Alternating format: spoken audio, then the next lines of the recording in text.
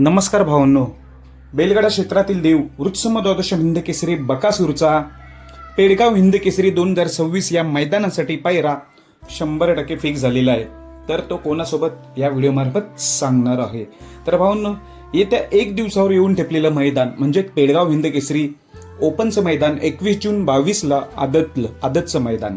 तर भावांनो, अवघ्या काही तासांवर लाईव्ह लॉट्स येऊन ठेपलेलं आहे. म्हणजेच काय, उद्या सकाळी 10 ते 10:30 वाजता लाईव्ह लॉट्स निघणार आहेत. त्यामुळे पैरे सर्वांचेच समजणार आहेत. कोणते गट, कोणत्या गटात कोणकोणते टॉपचे नंदी, लढत कोणाची, कोणत्या गटात थरार बघायला मिळणार आहे, हे सर्व बघायला भेटणार आपल्याला उद्याच लाईव्ह लॉट्सच्या माध्यमातून. खरं तर एकच चिठ्ठी आहे, त्यामुळे कोणीही कोणते टॉपचे नंदी एकाच जरी गटात आले तरी त्यांना पळणंच आहे, कडेने आले तरी त्याला पळणंच आहे. त्यामुळे नक्की थरार हा बघायला मजाच येईल.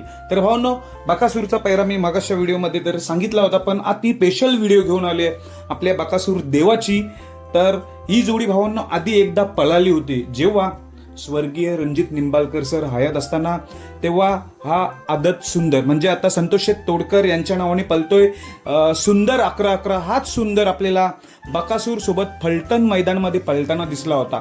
तिथे सेमीला गाडी कडेने लागली होती, तेव्हा हा आदत सुंदर होता. मोठं मैदान होतं, मला वाटतं 2 का 3 लाखाचं हे फलटणचं मैदान होतं.